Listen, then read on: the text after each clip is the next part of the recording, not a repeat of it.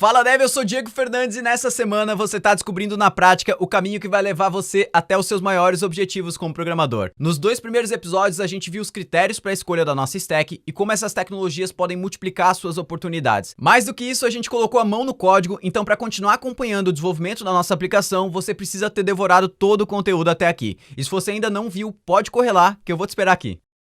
Pronto? Agora para ir mais a fundo nas vantagens dessa stack, a gente precisa falar de mercado de trabalho. Afinal, não adianta nada dominar as melhores tecnologias se você não puder aplicar elas no mundo real, certo? Então, um critério muito importante é a quantidade de vagas disponíveis no mercado ou a quantidade de programadores qualificados caso você pretenda contratar. E como programador, você já deve saber que o JavaScript é um requisito obrigatório na grande maioria das vagas para desenvolvedor web, mas deve ter percebido também que o React tomou conta do desenvolvimento front-end e hoje é um dos mercados mais aquecidos em programação. Aproveitando essa popularidade, o React Native logo ganhou espaço no mercado e trouxe uma perspectiva completamente nova no desenvolvimento de apps mobile. E finalmente o Node vem tomando cada vez mais o espaço das linguagens tradicionais no back-end, principalmente pela simplicidade, performance e pelas características únicas da arquitetura. Quanto aos salários, os programadores de JavaScript estão entre os mais desejados e bem pagos do mercado. Isso porque é difícil encontrar programadores que sejam realmente bons e dominem a fundo essas ferramentas mais modernas. Ou seja, você tem uma oportunidade gigante aqui. Agora pense quanto você cobraria por um projeto completo como freelancer, dominando essa stack sem precisar depender de outros programadores para construir o back-end, o front-end e até o app mobile. Resumindo, não existe limite para onde você é capaz de chegar com essas ferramentas.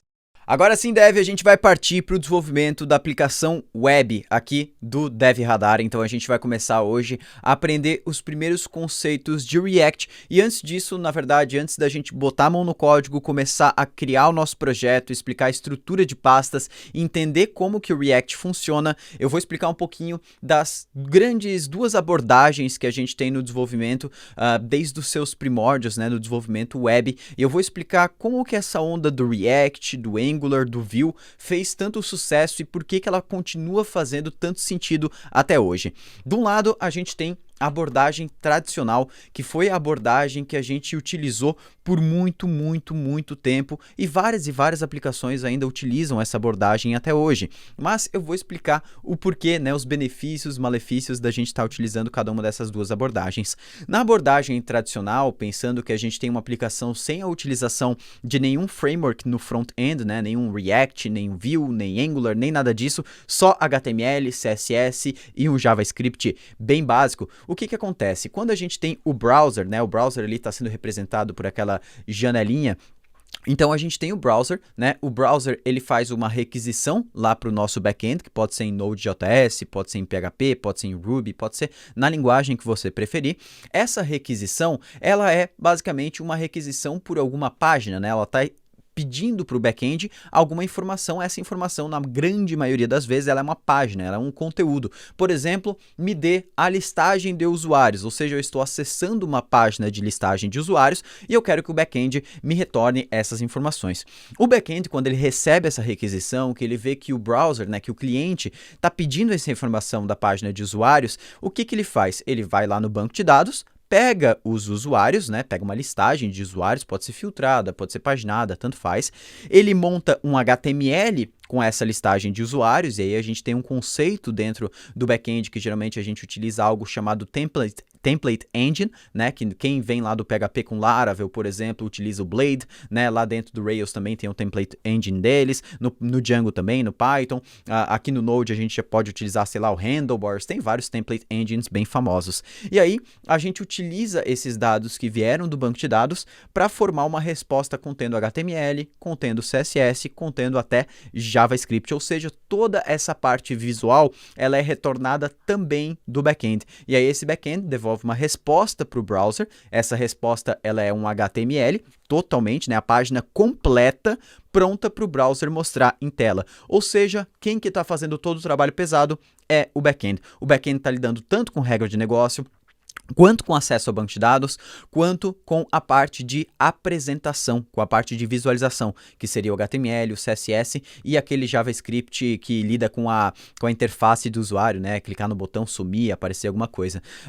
Então, na abordagem tradicional, a cada requisição, o servidor retorna todo o conteúdo, né? O conteúdo completo da página, contendo todo HTML e o CSS. Essa abordagem ela vai acabar limitando o front-end para o browser, né? A gente não pode ter, por exemplo, com essa abordagem de uma forma muito simples, vários front-ends diferentes. Por exemplo, um aplicativo mobile, uma aplicação admin que vai consumir essa API para cadastrar as informações, uma aplicação para o cliente para ele ver essas informações, um serviço externo para que outras aplicações possam consumir as informações. Por quê? Porque como o back-end ele vai estar retornando diretamente HTML, né, o conteúdo estrutural da página, o conteúdo visual da página, como que um aplicativo mobile vai ler esse HTML e mostrar em tela? Não tem como, né? A gente vai ter que fazer muita alteração no back-end, vai ter que ficar criando rotas diferentes ou cenários diferentes para retornar essas informações de maneiras diferentes. Claro que essa abordagem tradicional daria para falar vários e vários pontos, mas aqui eu estou abordando apenas os pontos que vão comparar essa abordagem com a utilização de uma abordagem com um framework no front-end, como o React, como o Vue e por aí vai, beleza? Agora a gente vai falar dessa abordagem de SPA que começou a ficar mais forte lá por 2012, 2013, começou a realmente entrar no mercado, a utilização lá com o AngularJS, depois a gente veio do AngularJS, já entrou React, entrou Vue também, depois veio o Angular 2, né, que depois o Angular só é Angular, mas aqui eu já vou falar de por que a gente está escolhendo o React para isso. Mas essa abordagem foi a abordagem de SPA. Se tu já ouviu essa palavra e essa sigla, SPA nada mais nada menos é do que Single Page Applications, ou se for traduzir para o português, aplicações em uma única página, né? Aplicações de uma página só. Então o que quer dizer isso, aplicação de uma página só? Por que isso? Eu não posso ter rotas, eu não posso ter outras páginas na minha aplicação?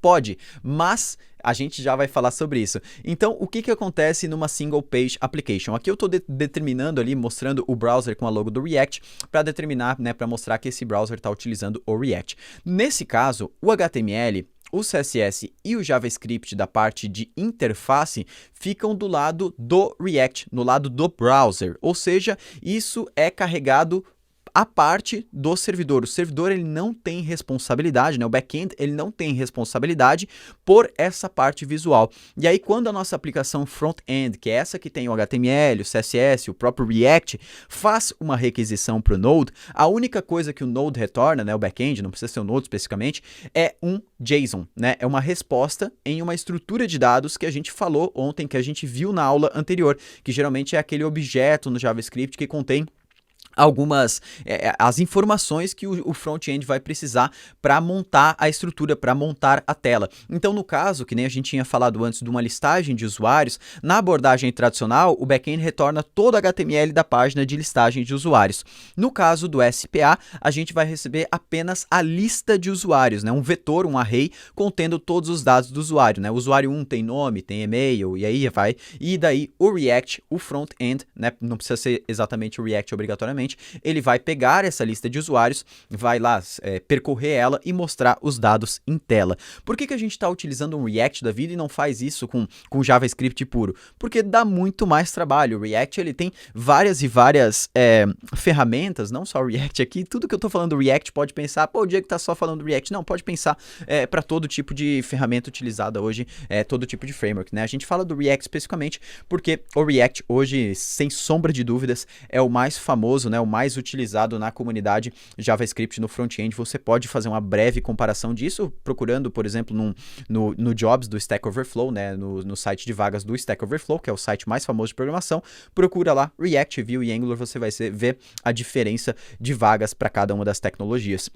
Então, aqui no React ele vai receber esses dados e como eu falei, o React ele é muito otimizado para lidar com essa parte de chamar um servidor, fazer uma chamada a uma API RESTful, né? Ele vai fazer uma chamada HTTP, a gente chama, vai receber os dados em JSON e aí ele vai lidar muito bem com essas informações para garantir uma ótima performance na construção da nossa interface. Então, o React é quem vai criar o HTML dentro da nossa página e a gente precisa muita performance nisso porque isso vai estar sendo executado no lado do cliente, no lado do navegador do usuário. Então o React vai garantir essa performance para a gente vai comentar alguns pontos de como ele consegue otimizar essa performance durante o desenvolvimento da nossa aplicação. Então, só resumindo, na abordagem de SPA, as requisições trazem apenas dados como respostas e com esses dados o front-end pode preencher as informações em tela. Então, o back-end não tem responsabilidade pela parte de apresentação dos dados. E isso acontece, o que acontece com isso?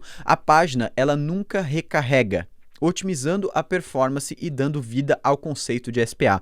Diego, como que a página nunca recarrega? Quer dizer que eu não vou ter rotas? Você vai ter rotas sim, mas até as rotas da sua aplicação, nesse momento que você vai estar utilizando o React, elas vão ser controladas pelo front-end, pelo React, pelo próprio React. Então, quando você acessa uma outra rota da sua aplicação, esse acesso a essa outra rota, ele não precisa obrigatoriamente ir até o back-end fazer uma requisição. Como na abordagem tradicional, que a cada rota eu precisava retornar todo o HTML, esse HTML ele vinha do back-end, do Node. Então, a cada rota era uma nova requisição do back-end. Quando a gente usa um React, a gente não precisa, né, nessa abordagem de SPA, obrigatoriamente, toda vez, cada nova rota, consumir o back-end. Ou seja, a gente otimiza a performance da nossa aplicação. Então, quando a gente retorna apenas JSON, né, esses dados estruturados, e não retorna HTML de dentro do nosso back-end, a gente pode ter quantos front-ends a gente quiser. Ou seja, a gente pode ter a nossa aplicação Node rodando lá no back-end, a gente pode ter uma aplicação web que consome esses dados, podemos ter uma aplicação mobile que consome os mesmos dados, a gente pode ter um serviço externo, né, uma API pública que vai servir esses dados para outras aplicações, como por exemplo um Correios faz, né? O Correios ele fornece os dados de cálculo de frete através de uma estrutura de dados, se não me engano eles utilizam XML, e eles dão esses dados para todo mundo consumir. Então a gente tem essa possibilidade, essa abertura para trabalhar com quantos front-ends, quantos clientes a gente quiser com o mesmo back-end. Agora eu dei uma introdução muito simples ainda sobre a diferença de uma abordagem tradicional para uma abordagem de SPA. Ao longo do desenvolvimento, ao longo dessa semana, você vai entender com muito mais clareza qual que é a grande diferença e como fica fácil a gente construir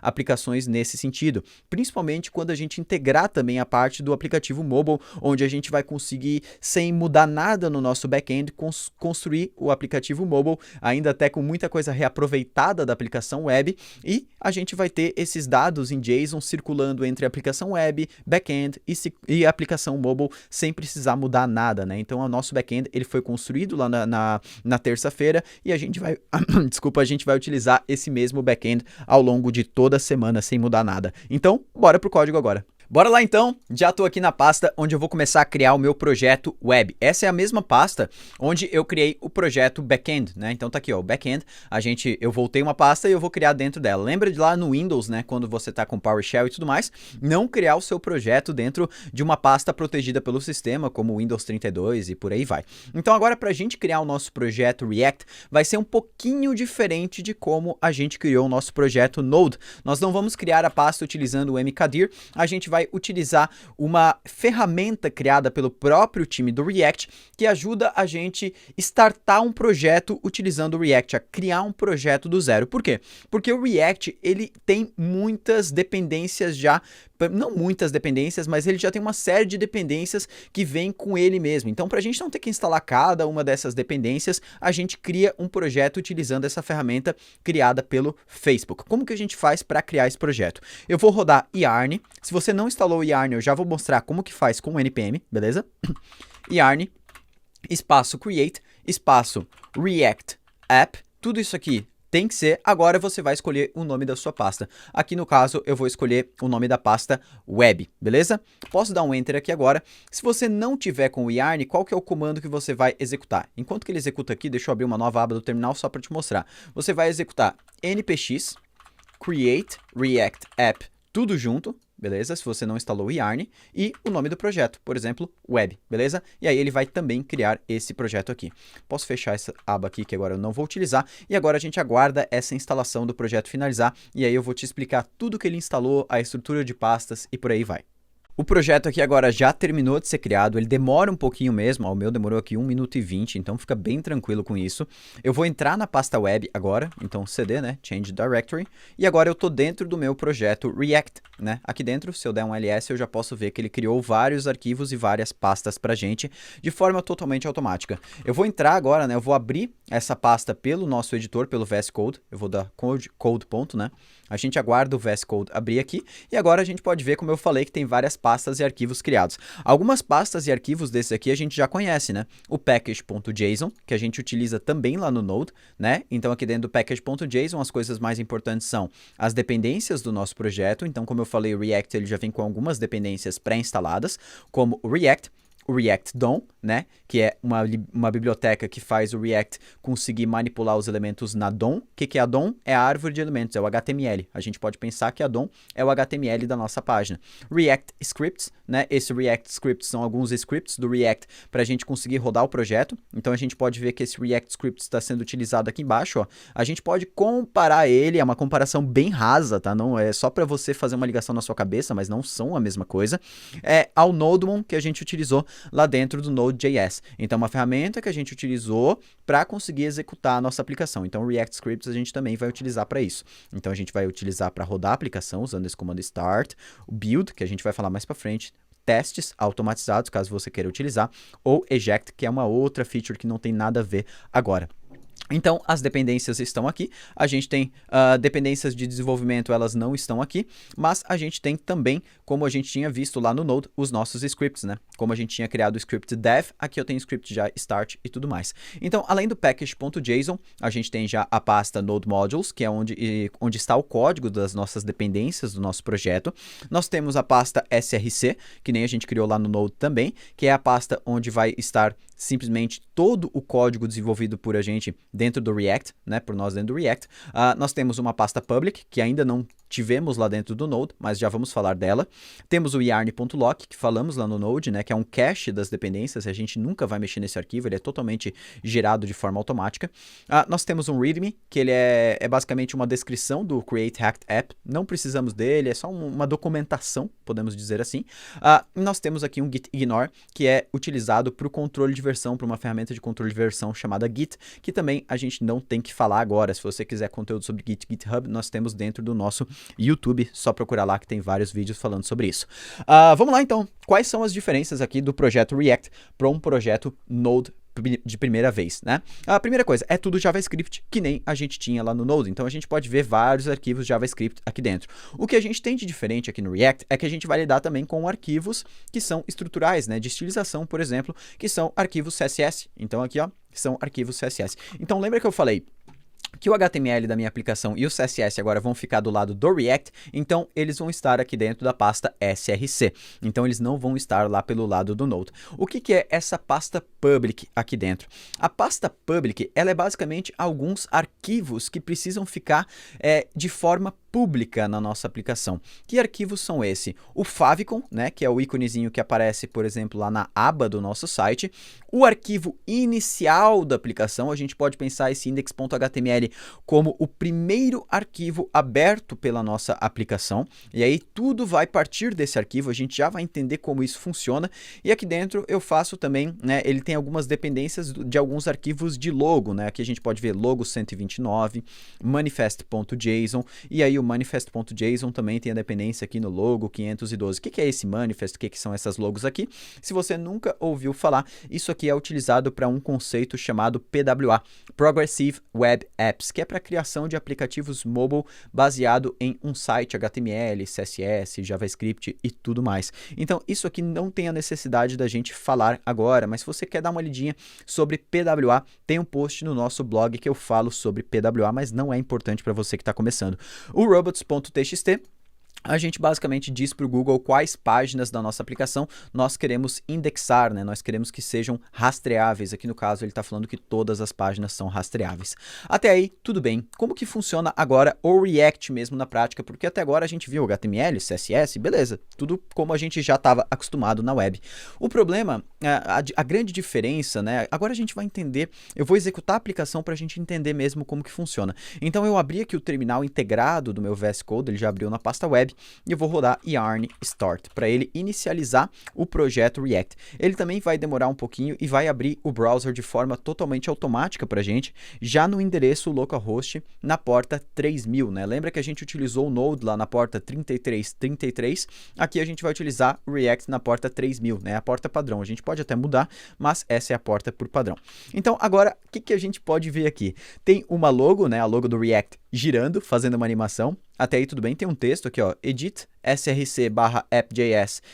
Então, edite o arquivo app.js e salve e faça um reload, né, para ele atualizar essas informações em um link learn React. Beleza, até aí tudo bem, são elementos bem simples, mas se a gente acessar aqui o index.html, que eu falei que é o arquivo principal da nossa aplicação, a gente vai descer aqui embaixo e dentro do corpo aqui do nosso HTML não tem nada daquilo que está sendo exibido em tela. A única coisa que a gente tem aqui no corpo, né, até apagando esses comentários que não são necessários, a única coisa que a gente tem aqui no corpo da nossa aplicação é uma div com um ID root. Beleza, mas o que é isso aqui, né? Por que a gente tem uma div root e nada desse conteúdo está aqui dentro? Isso aqui acontece porque tanto no React como nos outros frameworks, outras bibliotecas de construção de interface como Vue, Angular, né, bibliotecas front-end, a gente tem uma peculiaridade bem legal, que no começo parece ser estranho, bem estranho na verdade. Quando eu vi isso pela primeira vez eu fiz, não sei, mas hoje eu não consigo mais viver sem, que é que todo HTML e todo o CSS da nossa aplicação, ou seja, toda a parte visual da nossa aplicação, ela é gerada a partir de JavaScript. Gerar tudo a partir de JavaScript? Não tem HTML? Tem, mas o HTML está dentro do JavaScript. Parece um pouco loucura no começo, mas quando a gente vai trabalhando com isso, fica muito massa. Então, como que eu sei, como que eu vejo esse conteúdo aqui que está sendo gerado, como que ele está sendo gerado aqui dentro, né, dessa div ID root, né? Porque se a gente for aqui no browser, der um inspecionar elemento, usar a ferramenta de inspeção de elementos do Chrome, a gente vai ver que está aqui, ó, div ID root, né, que é aquela nossa div ali do index.html, mas dentro dela eu tenho uma outra div com uma classe app, um header com uma classe app header, e tenho também aqui imagem, um P, tem uma A, mas cara, da onde foi tudo gerado isso aqui? Então agora a gente vai para a parte que mais interessa do React. Nós vamos acessar a pasta src e vamos abrir o arquivo index.js, o arquivo principal carregado aqui da nossa aplicação. Esse arquivo não pode mudar, ele sempre precisa ser o index.js. Se eu abrir aqui o index.js, a gente vai ver, só para não confundir a cabeça, eu vou deletar alguns arquivos para a gente aprender bem do básico, beleza? Então aqui acompanha comigo, ó, eu vou deletar o app.css, o arquivo de teste, esse .test.js, o index.css, a logo svg, beleza? Vou deletar também o service worker e também o setup tests. Mais para frente a gente fala sobre isso, não precisa se preocupar. A gente vai abrir aqui agora o index.js e a gente vai deletar aqui em cima a importação do index.css, que foi o arquivo que a gente deletou. Vamos deletar também essa importação aqui, ó, do Service Worker, que foi outro arquivo que a gente deletou, e deletando essa importação a gente vai deletar tudo isso aqui, ó, que também tem a ver com PWA, tá? A gente não precisa falar sobre isso agora. Vamos salvar isso aqui agora, e só para a gente começar a entender o que está acontecendo aqui dentro. Primeira coisa, nós estamos importando o React. Aqui a gente pode ver que a gente está utilizando uma sintaxe de importação diferente lá do Node, né? Porque o React ele já suporta essa sintaxe nova que se chama ES Modules, né? O Node vai suportar isso aqui a partir da sua versão 13, mas até lá a gente precisa continuar utilizando aquela sintaxe de require.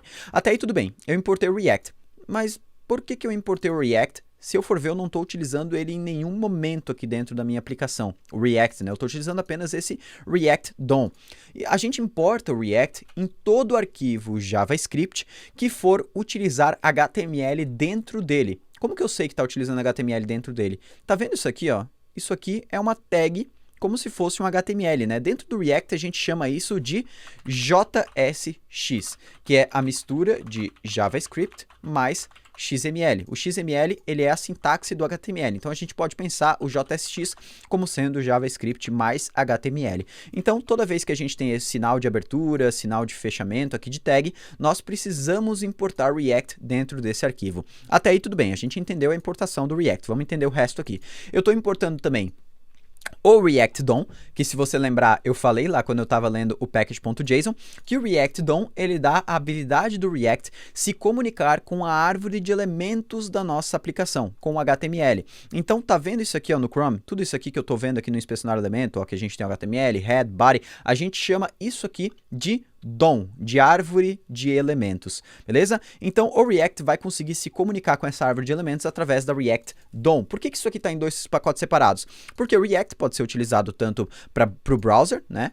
para DOM, ele pode ser utilizado no mobile, e aí vem o React Native no lugar desse React DOM. Ele pode ser utilizado até para realidade virtual, ele pode ser utilizado para criar aplicações para TV, né, para televisão. Então, o React aqui, ele sempre existe em todas essas aplicações, mas esse React DOM, ele varia em cada ambiente que a gente está. React DOM para browser, React Native para mobile, React TV para televisão e por aí vai. Agora, a gente tem mais uma importação aqui embaixo, que é a importação do app. O app, diferente dessas outras importações, ele é um arquivo criado no nosso próprio projeto. Tá aqui, ó, app.js. A gente já vai entender o que é esse app. Então, agora o que a gente está fazendo? A gente está pegando o React DOM e está mandando ele renderizar, né? Ele colocar o nosso app, que é esse nosso arquivo que a gente criou aqui. Esse app, pensa ele como se fosse um conteúdo de HTML, né? um código HTML. Ele está mandando colocar esse código HTML dentro lá da nossa div com ID root. Então eu estou pegando document.getElementById root. Isso aqui é padrão em toda aplicação React, a gente nunca vai mudar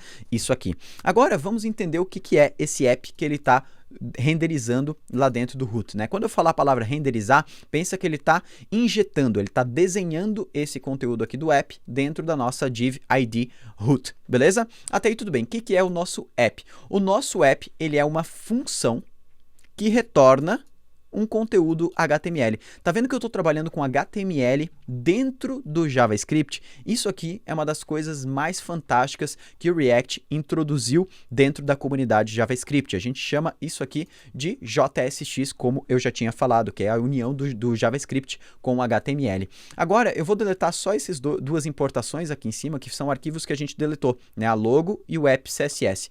E aqui dentro eu vou fazer o seguinte, eu vou deletar todo esse HTML para ficar o mais simples possível, e eu vou botar apenas um H1.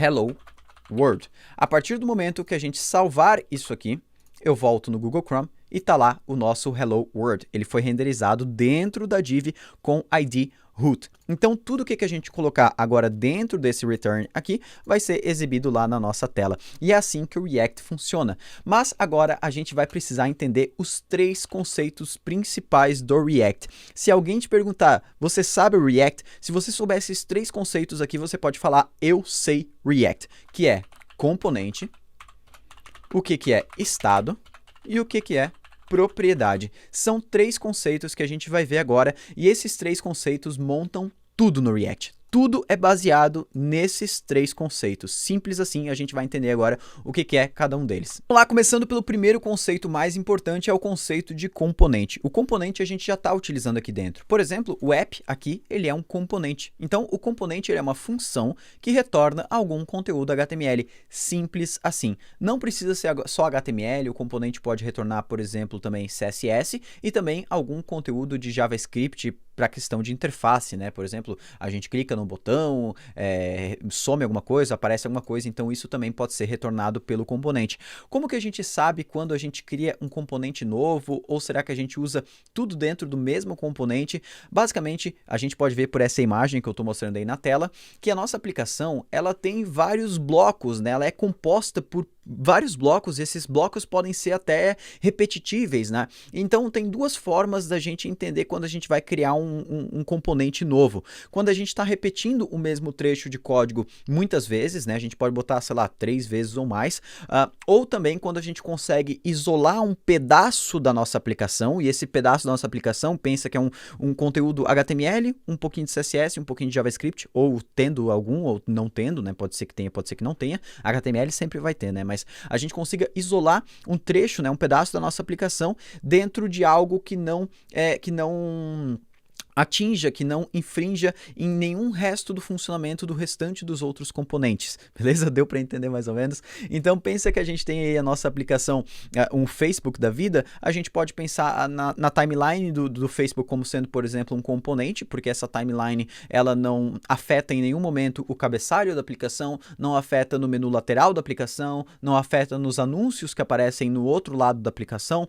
Pensando aí na própria timeline, cada um dos posts, eles são são altamente repetitíveis, né? A gente tem, sei lá, 200 posts. Então, cada post é um componente. Por quê? Porque ele vai repetir toda vez. Não faz sentido a gente recriar todo esse código HTML toda vez. E aí, depois que a gente cria esse componente, por exemplo, aqui a gente criou um componente chamado app, né? A gente pode utilizar esse componente sempre em letra, com a letra maiúscula, a primeira letra sempre maiúscula, beleza? É isso que vai mostrar que ele é um componente. A gente pode utilizar ele assim como a gente usa uma tag no HTML. Então, por exemplo, se aqui eu criasse um componente chamado header, beleza? Function header. E eu retornasse desse meu header um H1 mostrando header. Simples assim. Eu posso utilizar esse header dentro de outro componente dessa forma.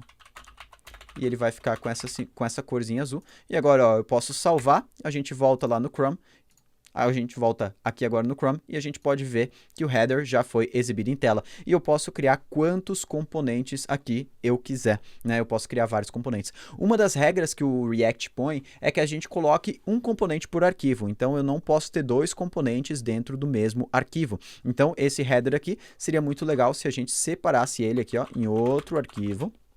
Beleza? E aí, aqui como eu falei, pode ver que ele está dando erro, porque eu não importei o React. Lembra que eu falei que toda vez que a gente for trabalhar com HTML dentro do JavaScript, eu preciso importar o React. E aí eu preciso exportar esse componente aqui de dentro, né? Eu posso colocar o export default aqui embaixo, posso colocar o export default aqui em cima, então dá para fazer das duas formas. Eu vou deixar aqui embaixo por padrão. E agora aqui no meu app, eu vou importar o meu header de dentro de header. Beleza? E agora posso salvar e todo o nosso código vai continuar funcionando da mesma forma. Então, a gente separou o componente em outro arquivo.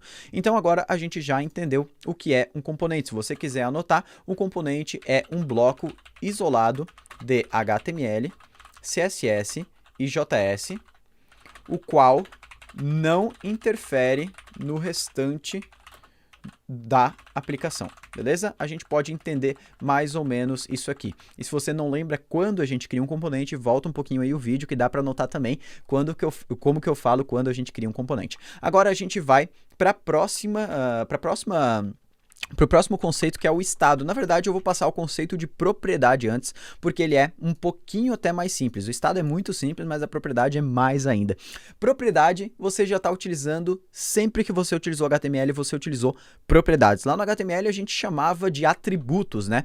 Por exemplo, esse meu header, ele pode ter um atributo, por exemplo, um título, né? Eu posso passar um atributo aqui para ele, e a partir do momento que a gente está passando o atributo para um componente no React, a gente chama isso de propriedade. Então, vamos supor que eu tivesse vários headers na minha aplicação.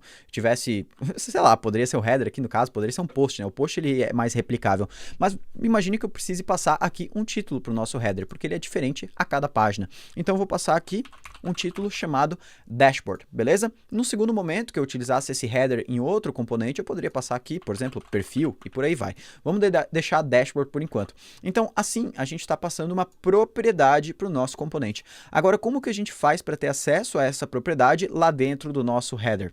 Vem aqui no header, beleza? Aqui dentro, tá vendo que isso aqui é uma função e ela recebe parâmetros. Aqui, o React, ele passa um parâmetro chamado props, que são todas as propriedades repassadas para esse componente. Então, aqui eu estou passando uma propriedade chamada title, eu posso pegar essa propriedade através de props.title.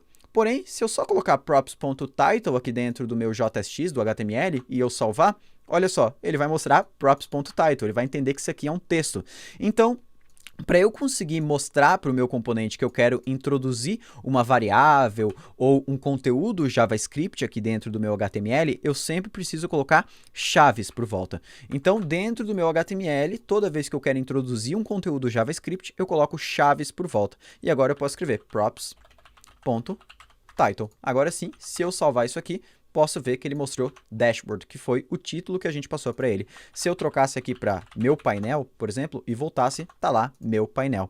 E agora a gente, como um componente ele é totalmente replicável, eu posso replicar esse componente várias vezes com diferentes títulos. Por exemplo, título 1, aqui eu vou deixar título 2 e aqui eu vou deixar título 4, só para quem tem toque se ferrar um pouquinho, não vou botar o título 3. E agora a gente pode ver que ele deu alguns errinhos aqui no meu editor. Tanto que se eu tentar salvar isso aqui, ó, ele vai dar erro. Por quê? Porque eu não posso ter 3 componentes um embaixo do outro sem ter um componente por volta dele, sem ter algum conteúdo por volta dele. Tá vendo que eu tenho direto parênteses aqui? Eu preciso ter alguma coisa por fora, um container. Então, uma das formas mais simples da gente resolver isso é colocando uma div, né, por volta de tudo isso aqui. Né? Então, se eu salvar isso aqui agora, eu posso ver que está lá, ó, título 1, título 2 e título 4. Só que quando eu coloco essa div aqui por volta, ela vai parar lá no nosso HTML. Aqui, viu que tem uma div aqui por volta. E isso, às vezes, atrapalha a estilização, né? Porque uma div nova aqui, ela pode acabar quebrando a estilização da nossa aplicação. Então, sempre que eu precisar colocar um componente abaixo do outro e precisar de um container por volta deles, no React, a gente pode utilizar um conceito bem legal, que é o fragment. O que é o fragment? É uma tag sem nomenclatura. É uma tag, ó, só abre e fecha e depois abre e fecha com a barra no meio, né, para indicar que está fechando. Vou salvar isso aqui agora, olha que legal, volto lá, já está lá o título 1, título 2, título 4 e dentro do root não temos mais a div, ó, temos só o H1. Beleza, a gente aprendeu até alguns conceitos a mais. Então, o que é a propriedade? Informações que um componente pai, né? Eu vou chamar o componente pai, pensando que é o componente app, e esse aqui são os componentes filho, né? A gente chama isso no React, componente pai, e os filhos são os componentes que a gente renderiza dentro desse componente aqui. Informações que o componente pai passa para o componente filho, beleza? Isso aqui é o conceito de propriedade. A gente não precisa passar só string, tá? A gente pode passar também, utilizando JavaScript, funções, variáveis, né? A gente consegue incrementar isso aqui, esses conceitos, passando bastante tipo de informação. Agora a gente vai para o conceito de estado, que é um dos conceitos mais legais que a gente tem aqui dentro do React. Bora lá. O conceito de estado aqui no React é basicamente uma informação que o componente vai manipular. Então imagine que aqui dentro da nossa aplicação, eu vou até apagar esse header, vamos manter tudo aqui dentro do app, eu tenha um H1, que eu coloco contador, e aqui ele vai começar no 0, beleza? E aí eu tenho também um botão. Toda vez que eu clicar nesse botão, eu quero incrementar o nosso contador. 0, 1, 2, 3 e por aí vai. Beleza, a gente vai começar a entender alguns conceitos novos aí do React. Então, a primeira coisa que a gente tem que entender no React é como que a gente faz para o botão disparar alguma função. Essa função, aonde que a gente vai criar? Será que a gente cria ela aqui fora? Por exemplo, uma função chamada increment counter, pode ser assim, né, o nome dela? Não, toda função que é própria de um componente, a gente cria dentro dele mesmo. Então, assim, é uma função dentro de outra. A gente vai fazer isso aqui. E agora, esse increment counter está disponível para todo o nosso componente. E agora, a gente quer que quando o usuário clique nesse botão, essa função seja disparada. Como que a gente vai fazer isso? A gente vai passar uma propriedade para o botão chamada onClick, ou seja, quando o usuário clicar nesse botão. E aí, no JavaScript tradicional, a gente passaria mais ou menos alguma coisa assim, né? Mas aqui dentro do React, como a gente tem acesso a passar diretamente propriedades, variáveis ao JavaScript aqui dentro do HTML, a gente passa chaves, né, para incluir JavaScript dentro do HTML e passa o nome da função, increment counter. Agora, quando eu clico nesse botão, ele vai disparar essa função. Como que eu sei? Se eu colocar aqui um alerta hello, salvar e voltar no Chrome e clicar em incrementar, olá, deu hello. Beleza, agora a gente precisa armazenar uma informação, né? Vamos chamar ela de counter, beleza? Ela vai começar do 0 e eu vou mostrar essa informação aqui dentro. Counter. Tranquilo? A partir desse momento, eu tenho uma variável sendo utilizada para o contador. Se eu salvar isso aqui, tá lá, ó, continua como 0. E agora, se aqui dentro do meu increment counter eu fazer algo como assim, ó, counter mais, nesse caso aqui, ele precisa ser uma let, né? Não pode ser uma constante, porque ele vai mudar o valor. Ou poderia ser var também, tanto faz. O let aqui, então, agora, quando eu dou esse counter mais, veja só o que acontece. Eu vou clicar em incrementar e não vai acontecer nada. Por quê? O React, ele não fica monitorando alterações dentro de variáveis para fazer a visualização de novo aqui dentro do nosso componente. A gente precisa utilizar o conceito chamado estado. Como que a gente faz para utilizar esse conceito chamado estado? Aqui de dentro do React, eu vou dar uma vírgula e vou passar uma desestruturação, porque eu quero importar algumas coisas a mais de dentro desse nosso React. Eu vou importar um carinha chamado useState. Tranquilo? É uma função utilizada pelo React para criar um estado. O estado, como eu falei, é uma informação mantida pelo componente, uma informação que vai ser lida e também atualizada pelo próprio componente. Como que faz agora para eu criar esse estado aqui dentro? Eu vou definir uma constante, Aqui eu vou dar o nome de counter, a gente já vai ver, aqui vai ter algumas alterações, já vamos falar sobre isso.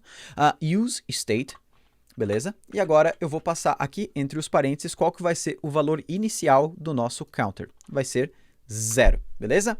Beleza, agora a gente já criou um estado na nossa aplicação, mas aqui eu não posso simplesmente utilizar counter. Por quê? A nossa função useState, ela nos devolve um vetor com duas variáveis dentro dela, com duas informações, beleza? Por isso aqui eu vou utilizar um vetor desse lado aqui, porque assim eu faço uma desestruturação. Se você não está familiarizado com esse conceito do JavaScript, a desestruturação é basicamente eu vou pegar um objeto, ou vou pegar um vetor e vou dividir ele em variáveis, beleza? Então aqui eu estou desestruturando o que o useState nos retorna, e ele nos retorna uma variável, que é o próprio counter, aqui a gente pode dar o nome que a gente quiser para ela, e uma função para eu atualizar o valor desse counter aqui. Então eu nunca vou poder pegar o valor de um estado e fazer, por exemplo, ou mudar o valor dele diretamente, por exemplo, counter igual a 5. Eu nunca vou poder fazer isso aqui. Por quê? Porque o React, ele aposta muito em um conceito chamado imutabilidade. O que é imutabilidade? Eu nunca vou alterar um dado, eu vou sempre criar um novo dado a partir do valor anterior que eu tinha dele. Ou seja, quando eu chamo essa função setCounter, ao invés dele atualizar o valor simplesmente de counter, ele vai criar um novo counter. Sempre ele vai criar um novo counter. Então aqui dentro o que eu vou fazer? setCounter é igual a counter mais 1.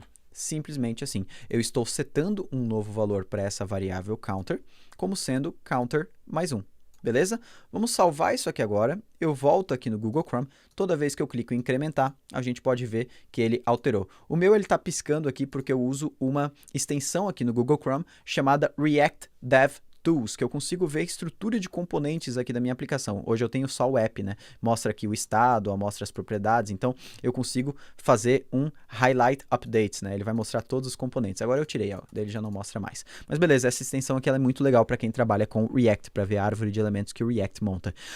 Voltando ao VS Code, então agora a gente aprendeu o conceito de estado. O estado é uma informação, vou botar aqui informações, mantidas pelo componente. E aqui eu vou botar entre parênteses para a gente lembrar do conceito chamado imutabilidade. Se você quiser dar uma lida nisso aqui depois, é bem legal que a gente consegue melhorar muito a performance da nossa aplicação aplicando esse conceito de imutabilidade, beleza? Por isso a gente nunca altera uma informação aqui do estado diretamente, a gente sempre usa essa função auxiliar que vai dar a opção para a gente alterar o estado. Agora a gente aprendeu todos os conceitos, bora para o desenvolvimento da nossa aplicação da semana Ministec, o Dev Radar. Agora então, seguindo o nosso layout, a gente vai começar a construir primeiro a parte estrutural HTML e CSS para depois desenvolver a parte funcional, que é o formulário realmente se conectar lá com a API do Node, cadastrar os devs, adicionar aqui nessa lista e por aí vai. Então eu sempre começo com a parte visual para depois construir a parte funcional. Então a gente vai começar só construindo HTML e CSS. Eu vou apagar todo o código agora aqui que eu tenho dentro do meu componente para a gente começar ele totalmente do zero. Eu vou tirar também esses comentários, você já deve ter anotado essas informações aí para você. Então agora a gente vai começar a trabalhar com o CSS da nossa aplicação. Eu vou começar criando aqui uma div por volta de tudo para a gente conseguir colocar esse background aqui e também conseguir centralizar os itens na tela. Então, vou começar criando uma div com ID app, beleza? E aqui dentro a gente vai ter duas seções, né? A gente vai ter essa sidebar, né? Essa lateral onde a gente tem o formulário de cadastro e temos também essa listagem. Então eu vou dividir isso aqui em duas tags. Eu vou chamar uma de aside, né? Que é a tag no HTML que a gente utiliza para fazer uma sidebar, e eu vou utilizar a tag main, né, que é onde está o conteúdo principal da nossa aplicação, que aqui no meu caso vai ser essa listagem. Eu vou começar criando alguns arquivos de estilização, aqui eu vou chamar um de global.css, né, que são estilizações globais que eu quero que aplique em todo o meu projeto. Eu vou criar um também aqui chamado app.css, beleza? Que é o CSS de estilização diretamente desse componente, diferente do global, que é do HTML, do body, das tags globais. E agora eu vou criar também uma estilização para a nossa parte principal, ali eu vou chamar de main.css, e eu vou chamar outra de sidebar.css, beleza? O main, então, é isso aqui, sidebar. Eu só estou dividindo em vários CSS para ficar mais organizado. Depois a gente vai organizar isso aqui mais ainda em pastas e tudo mais, mas antes é legal a gente começar a ver como as coisas vão ficar. Então, agora, o que eu vou fazer? Eu vou salvar isso aqui agora, volto lá no meu Google Chrome, eu posso ver que a página está em branco, é isso que eu espero mesmo. Volto aqui no meu Sketch, vamos ver a cor que eu estou utilizando aqui de fundo, ela é essa aqui, ó, E5, E6, F0. Essa é a cor, então, que a gente vai utilizar como background do nosso corpo, né, do body da nossa aplicação. Então, vamos jogar aqui, background, E5, E6, F0. E agora a gente vai aplicar alguns estilos globais aqui no nosso app. Eu vou começar para todos os elementos aplicando uma margem 0, padding 0, outline também 0 e box sizing border box. Eu não vou entrar em detalhes aqui sobre o CSS, porque isso aqui não é o foco da semana Ministech, então a gente vai passar mais batido por essa parte, mas basicamente estou resetando algum comportamento padrão que alguns elementos do HTML têm. Então agora eu vou pegar também aqui o HTML, o body e o root, né? O HTML e o body são as duas tags que estão por volta de toda a nossa aplicação, e o root é aquela div que a gente tem aqui no index.html, onde todo o código React cai aqui dentro. Eu vou fazer o seguinte, eu vou botar uma altura de 100% nesses elementos, porque por padrão eles não ocupam 100% da altura, sempre só 100% da largura da tela. Aqui no nosso corpo, além de setar esse background, eu vou botar uma outra propriedade que se chama WebKit Font Smoothing Anti-Aliased, beleza? Anti-aliased, beleza, agora sim, que é uma propriedade disponível somente no Google Chrome e outros browsers baseados no WebKit, que deixa a fonte mais legível, beleza? Além disso, agora, aqui na minha aplicação para web, eu vou estar utilizando a fonte chamada Roboto. É uma fonte gratuita disponibilizada pelo pessoal da Google, então eu entro aqui, ó, na especificação dela, select this font, carrego aqui em cima, vem em Customize, pego a normal e a negrito, né, 400 e 700, volto aqui no embed, import, porque eu quero utilizar via importação CSS, e pego essa importação aqui, ó, e coloco no começo do nosso arquivo. E agora eu vou fazer o seguinte, eu quero que o corpo, o input e o button utilizem font family Roboto, e se ela não estiver disponível, pode ser qualquer fonte sem serifa, né, sem a serifa. Aqui eu botei no body, no input e no button, porque por padrão o input e button eles não herdam automaticamente a fonte do corpo aqui da nossa aplicação. Para o global é só isso, né? A gente pode ver aqui que a nossa aplicação não dá para perceber muito bem, mas ela já tá, não tá não com fundo não, ela tá branco. Por quê? Porque eu não importei esse global CSS em nenhum lugar. Então o que a gente vai fazer? Aqui no nosso app.js, bem aqui no comecinho, eu vou importar o global.css. Meu Deus, Diego, mas tu está importando um CSS dentro do JavaScript. Sim, aqui quando a gente utiliza React, tudo parte do JavaScript. Se a gente for importar CSS para o nosso layout, é dentro do JavaScript. Se a gente for importar uma imagem para o nosso layout, é dentro do JavaScript e por aí vai. Eu vou salvar isso aqui agora, a gente volta no Google Chrome e agora sim a gente pode ver que o fundo já ficou um azul um pouquinho mais claro, né? Aqui eu tenho até esse pattern que eu estou utilizando aqui no background, né, que é umas minhoquinhas aqui, mas não tem tanta importância, então não vou me ligar para isso agora, mas depois a gente pode adicionar. Eu vou estilizar primeiro aqui essa parte da sidebar e também a nossa listagem para a gente poder continuar. Vamos lá, eu vou começar estilizando agora o nosso app.css, então eu vou duplicar essa importação e vou importar o app.css também. Bora lá, vou salvar, venho aqui no meu app.css. E agora eu vou começar a estilizar aquela div app que a gente colocou por volta de tudo aqui. Então, na nossa div app aqui, a primeira coisa que eu vou fazer, eu vou botar uma largura máxima de 1200 pixels nela, porque eu quero que se a tela do usuário for muito grande, fique tudo centralizado, por isso eu coloquei esse margem 0 alto. E eu vou dar um padding também de 60 pixels, em cima e embaixo, e 30 pixels na direita e na esquerda, beleza? Aqui eu vou dar também um display flex, e um Flex Direction Row. Por quê? Porque eu quero que tudo que esteja dentro do app, que no caso é nossa aside e nossa main, fique uma ao lado do outro, ou seja, numa linha. Por isso, row. Beleza?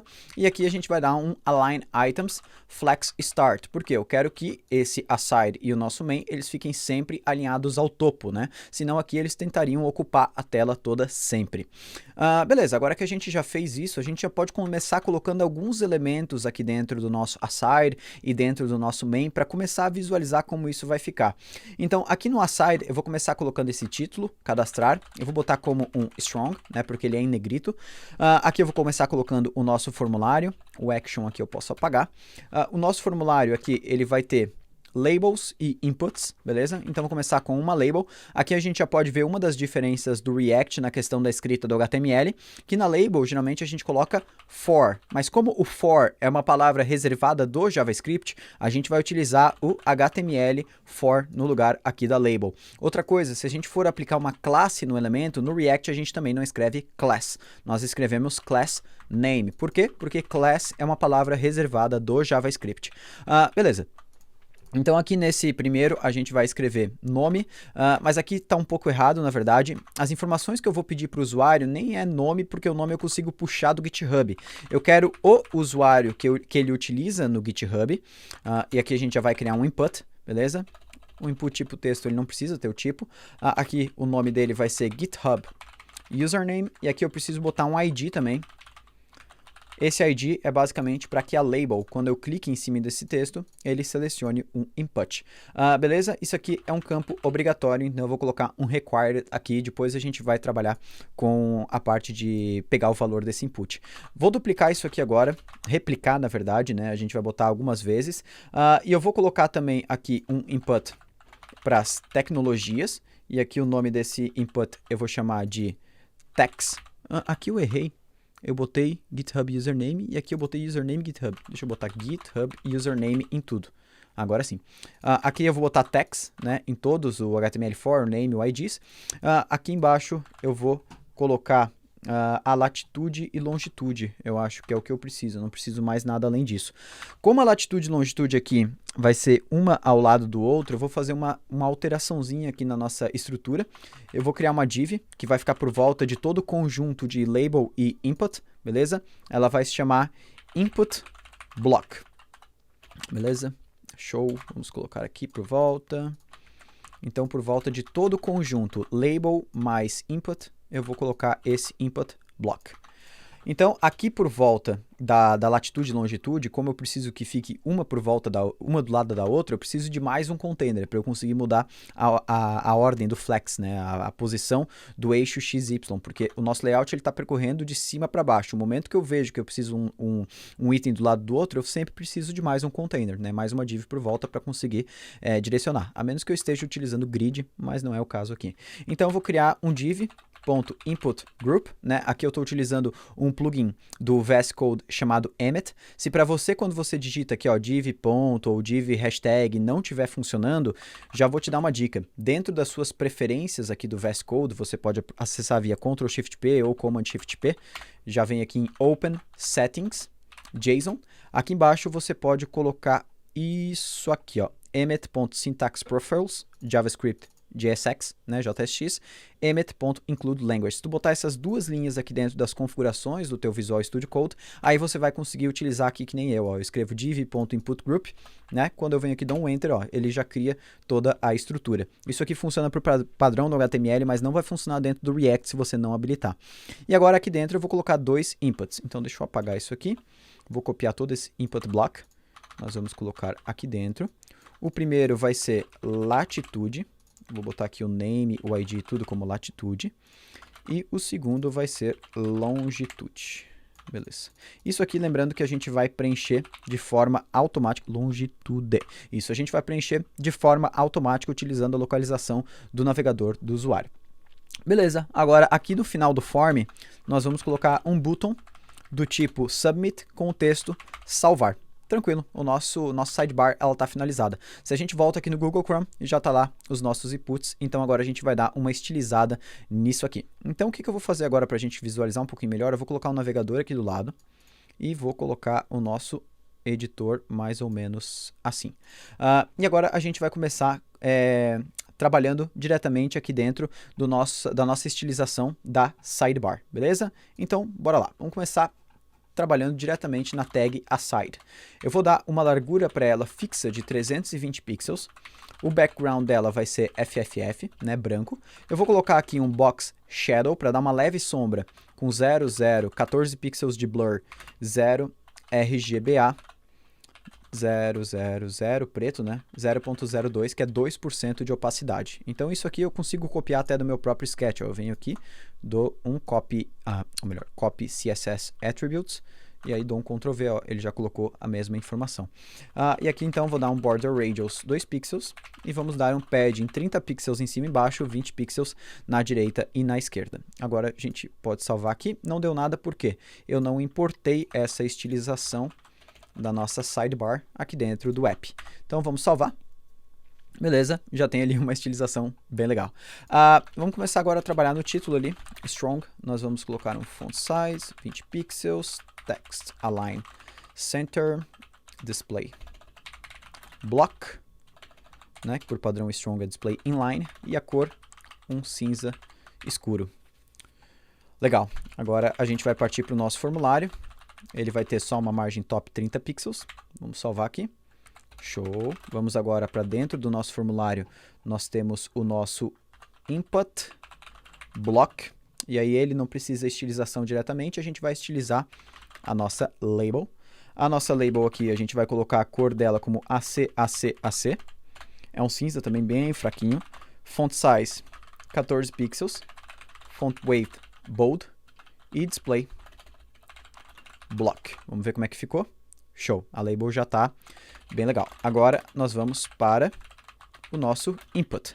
O nosso input aqui, ele vai ter largura 100%, height 32 pixels, font size 14 pixels, color 666. Opa, deixa eu dar um scroll aqui para não ficar muito. Border 0, que ele vem com uma borda por padrão. E aí border bottom 1 pixel, solid EEE, que é um cinza bem clarinho. Show, já está ali o nosso input.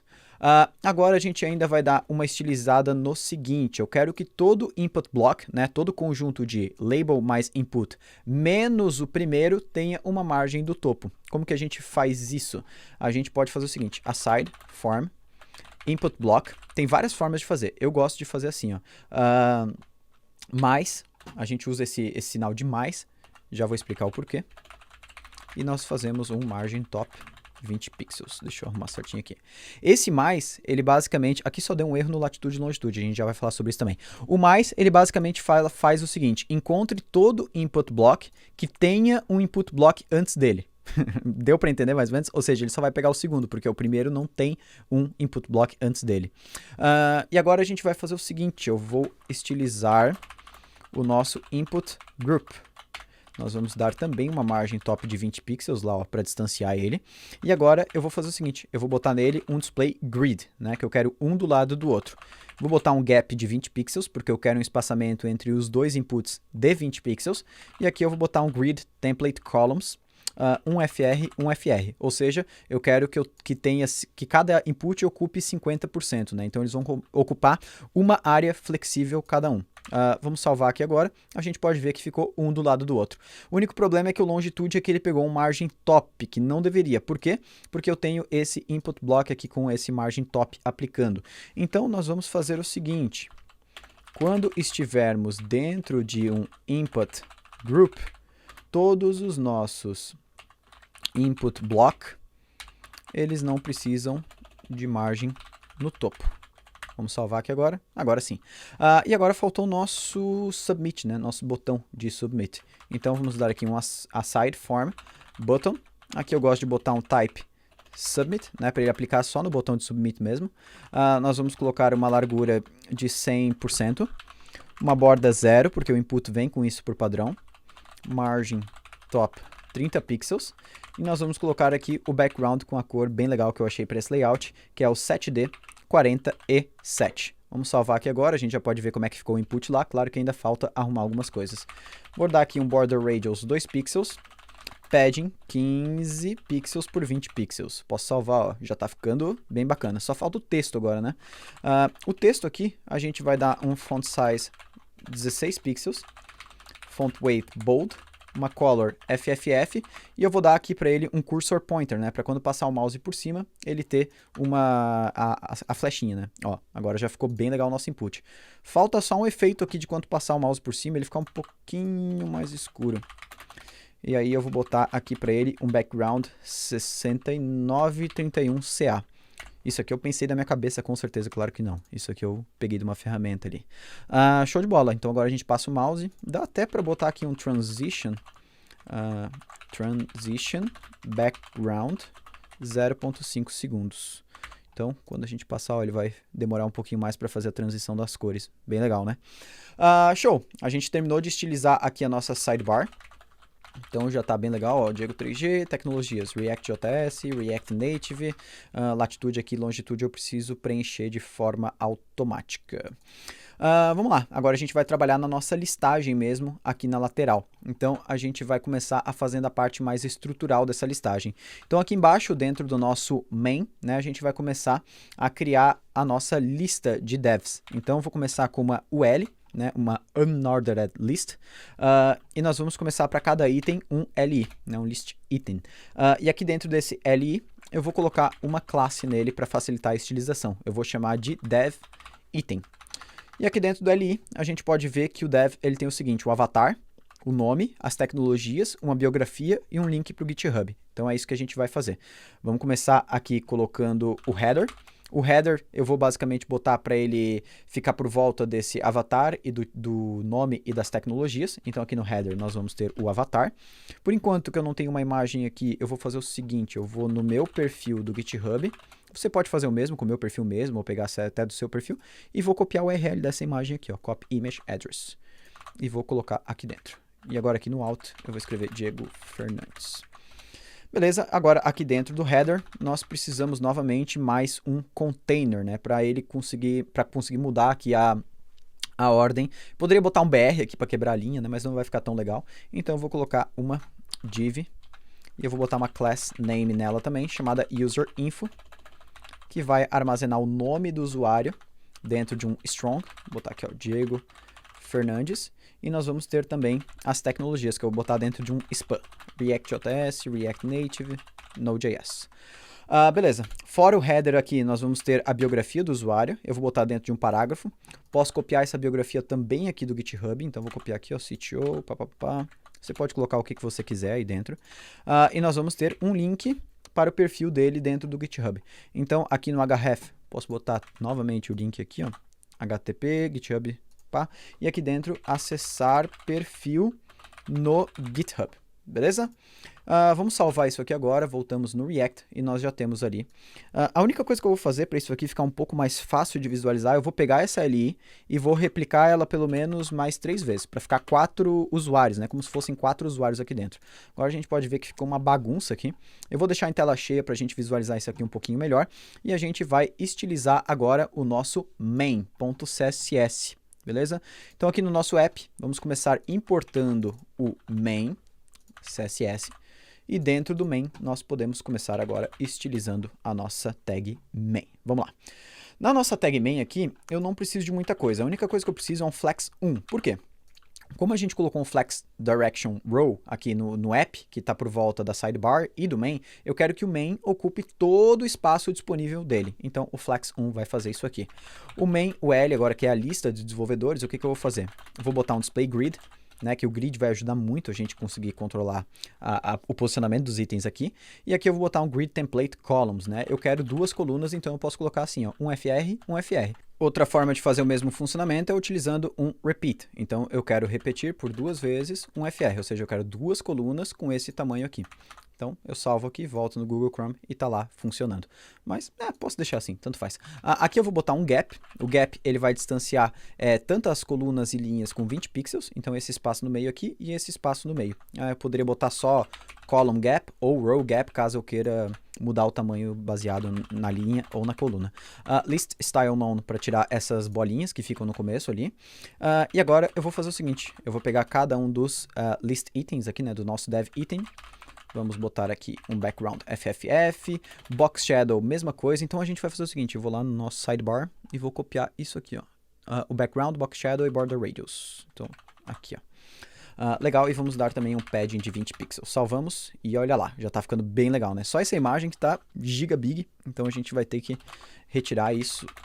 O nosso header aqui, deixa eu começar mexendo na imagem para já dar uma facilitada. Nossa imagem, vou botar uma largura de 54, height de 54. E aí, se a gente quer que uma imagem fique redonda no CSS, é só dar border radius 50%. Border, né? Tem que acertar também. Beleza, agora sim. Vamos lá. O nosso header, o que ele vai ter? Display flex, flex direction row, beleza? Já é o padrão, mas eu sempre coloco Align Items Center. Só isso aqui já vai dar uma boa melhorada aqui, já vai botar os itens alinhados um ao lado do outro. Ainda dentro do header, nós temos aquela nossa div chamada User Info, acho que foi isso que eu coloquei, né? E nós vamos dar nela um margin left 10 pixels. Dentro dessa User Info aqui, né, deixa eu fazer o seguinte, vou botar aqui embaixo, nós temos um strong, e aqui você pode ver que eu basicamente, ao invés de pegar isso aqui e botar o strong aqui em volta, né? Porque senão o encadeamento fica muito grande, né? Geralmente eu tento manter um máximo de 2 encadeamentos. Então eu estou estilizando o header, né? O user info que está dentro do header que está dentro do LI. Né? Se tivesse mais uma informação aqui, eu acho que já começa a ficar demais.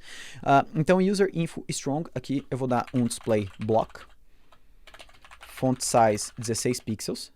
Esse aqui é o nome do usuário, né? Color 333. E agora user info span, que é as tecnologias que ele trabalha, font size 13 pixels, color 999 e margem top 2 pixels. Vamos salvar aqui agora, ó, já está ficando bem legal. A gente está finalizando já, na verdade. Aqui ainda dentro do LI Dev Item, nós temos o P, né, que é a biografia desse usuário. Color, vou botar 666, font size 14 pixels. Deixa eu botar mais no meio da tela aqui para ajudar. Line height 20 pixels. E margem, 10 pixels em cima, 10 pixels embaixo e nada nas laterais. Ó, já está ficando show. Agora falta o nosso link pro perfil do GitHub. Então aqui nós vamos colocar uma color 8E 4DFF. Font size 14 pixels.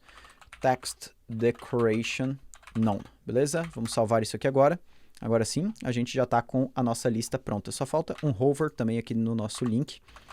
O negócio tem que ficar bonito, senão não nem criaria. 2EA6, beleza? Vamos salvar aqui agora, ó. Já ficou um linkzinho. Esse aqui eu não vou botar nem aquele transition, né? Aquela animação.